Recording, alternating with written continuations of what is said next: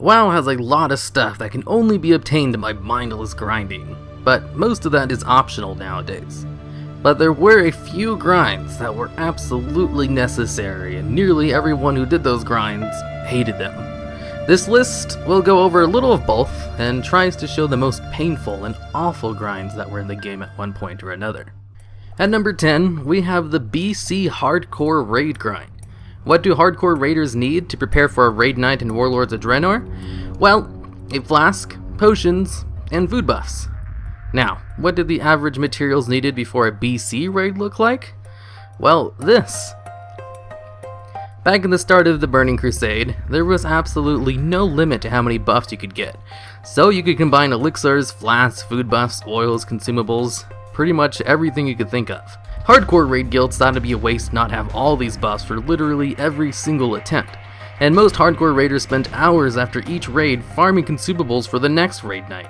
Number 9. The Disgusting Oozeling Pet. The Disgusting Oozeling had a 1% chance to drop from oozing bags, which in turn had about a 10% chance to drop from slimes in the world back in vanilla, giving the Disgusting Oozeling about a 0.01% drop rate. That sounds pretty run-of-the-mill for farming a rare item, until you realize that this pet could actually be used to allow you to ignore certain raid mechanics. You see, players and bosses had a debuff limit of about 8 or 16 slots in vanilla.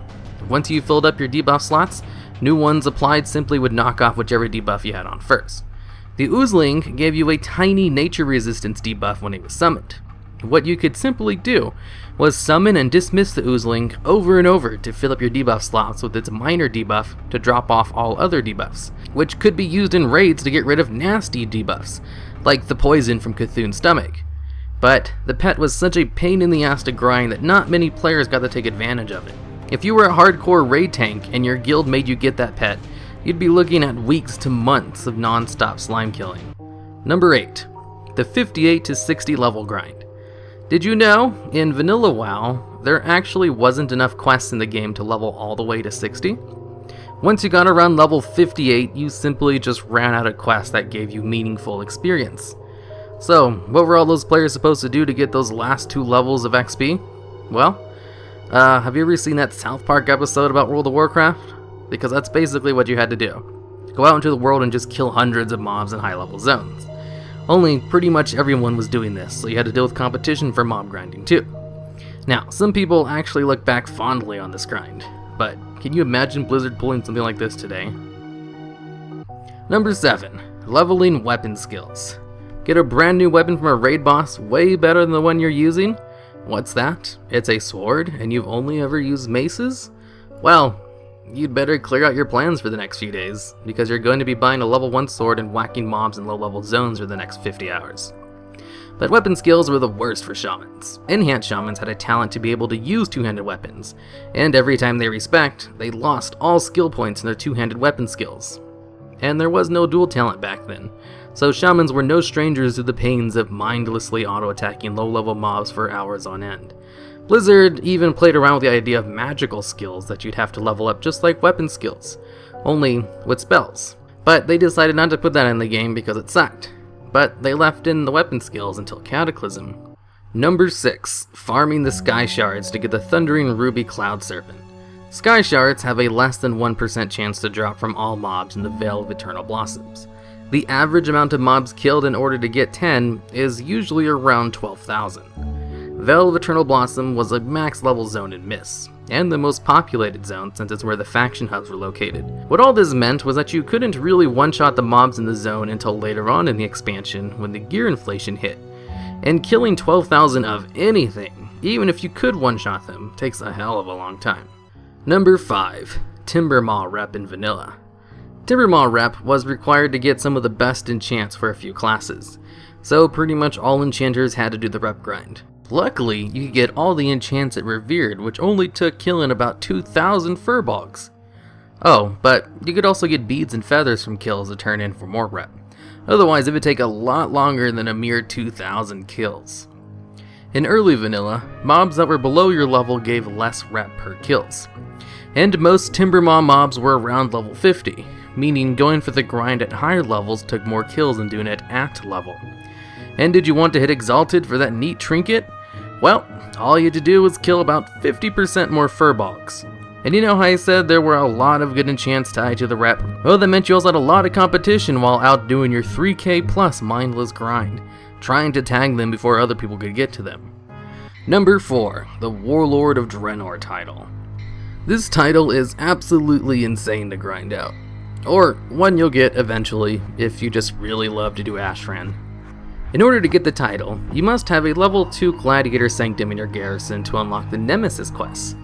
Then you have to do all 8 quests, one at a time, and each quest simply asks you to kill 500 players of a particular race on Draenor.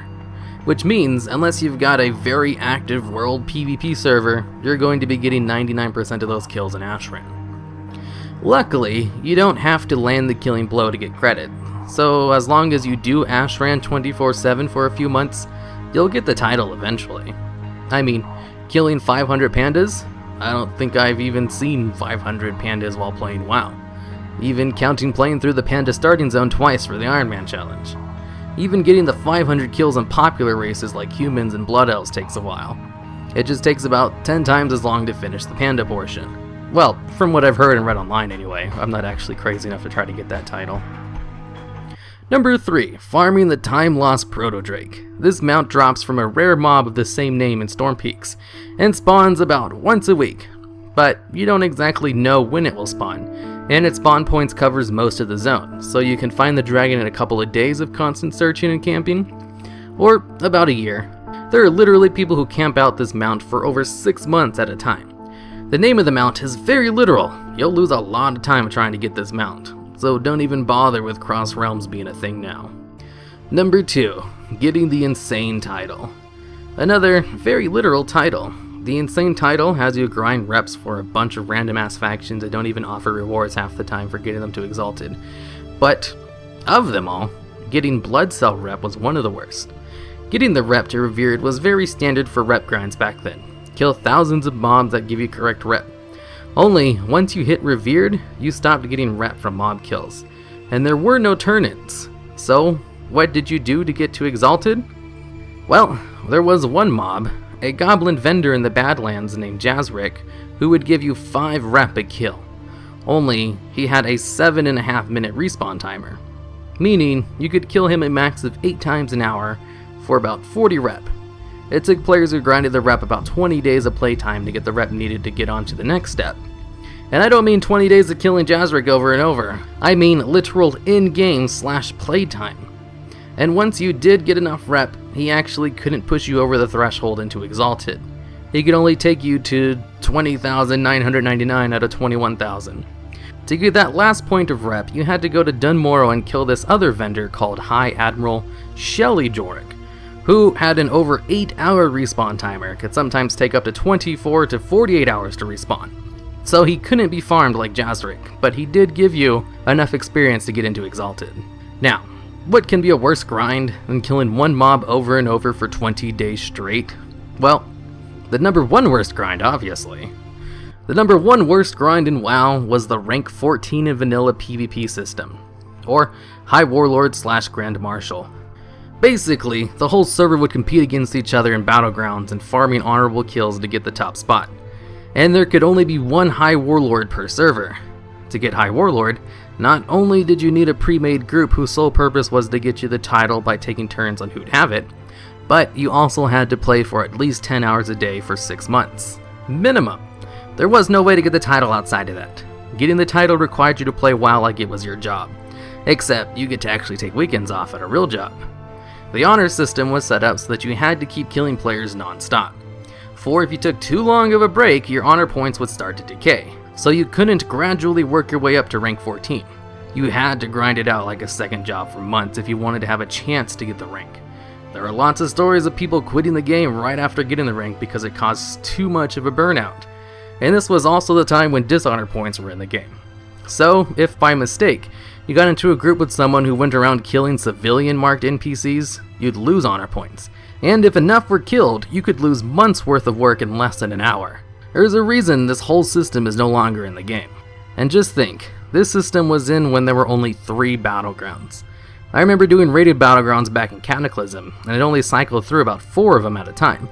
and I grew to hate each and every one of them after doing each one over 100 times. I imagine players from that time can't even look at Warsong Gulch or Arathi Basin without some kind of PTSD style flashback.